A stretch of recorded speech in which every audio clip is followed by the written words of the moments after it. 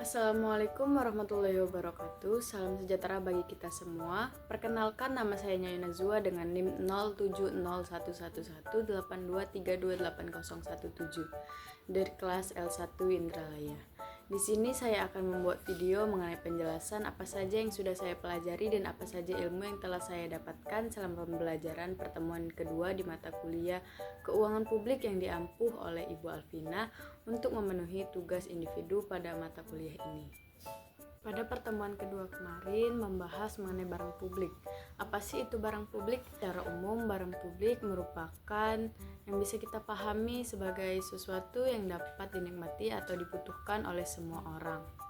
Suatu barang publik merupakan barang-barang yang tidak dapat dibatasi siapa penggunaannya, dan sebisa mungkin bahkan seseorang tidak perlu mengeluarkan biaya untuk mendapatkannya.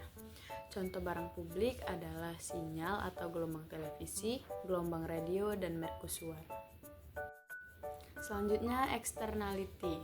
Externality adalah suatu kegiatan yang dilakukan oleh suatu pihak yang berdampak pada kesejahteraan pihak lain. Eksternalitas barang publik terjadi ketika tindakan atau penyediaan barang publik oleh pemerintah memberikan dampak positif atau negatif kepada masyarakat tanpa adanya kompensasi. Eksternalitas positif muncul ketika manfaat dari barang publik dirasakan oleh orang lain tanpa mereka membayar, sedangkan eksternalitas negatif terjadi ketika biaya dari penyediaan barang publik ditanggung oleh masyarakat tanpa kompensasi. Sifat barang publik memiliki beberapa karakteristik utama yang mempengaruhi pengelolaannya, yaitu 1. Non-excludable. Barang publik tidak dapat dikecualikan dari penggunaan oleh individu tertentu. Yang kedua, non-rival, yaitu konsumsi barang publik oleh suatu individu tidak mengurangi ketersediaan barang tersebut untuk individu lain. Implikasi dari sifat-sifat ini dalam pengelolaan barang publik adalah penyediaan oleh pemerintah, pendanaan melalui pajak, optimalisasi penyediaan. Selanjutnya, perbedaan administrasi keuangan publik dengan administrasi keuangan lembaga atau swasta. Berdasarkan prinsip pengelolaan sumber daya sektor publik, yaitu keuangan publik fokus pada pelayanan masyarakat dan kesejahteraan umum, sedangkan keuangan swasta atau rumah tangga bertujuan untuk memaksimalkan keuntungan atau kesejahteraan individu. Keuangan publik pendanaan berasal dari pajak, hibah, dan penerimaan negara bukan pajak.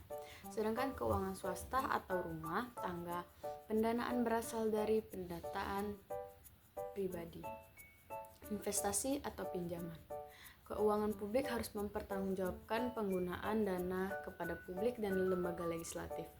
Sedangkan keuangan swasta atau rumah tangga, pertanggungjawaban biasanya terbatas pada pemilik atau pemegang saham. Perbedaan administrasi keuangan publik dengan administrasi keuangan lembaga swasta atau rumah tangga berdasarkan metode pengelolaan sumber daya, yaitu keuangan publik menggunakan sistem anggaran berbasis kinerja yang melibatkan proses perencanaan jangka panjang. Sedangkan keuangan swasta atau rumah tangga menggunakan anggaran yang lebih fleksibel, sehingga seringkali berbasis pada proyeksi pendapatan dan pengeluaran jangka pendek. Keuangan publik dikenakan pengawasan ketat oleh lembaga audit eksternal atau misalnya BPK di Indonesia untuk memastikan penggunaan dana sesuai dengan peraturan yang berlaku. Sedangkan keuangan swasta atau rumah tangga, pengawasan lebih bersifat internal, dilakukan oleh manajemen perusahaan atau individu itu sendiri. Demikian, hal itu saja yang dapat saya paparkan pada penjelasan apa saja yang saya pelajari dan apa ilmu yang saya dapatkan pada pertemuan yang kedua ini. Lebih dan kurang saya minta maaf kepada Tuhan, saya mohon ampun. Wabillahi taufiq wal hidayah. Assalamualaikum warahmatullahi wabarakatuh.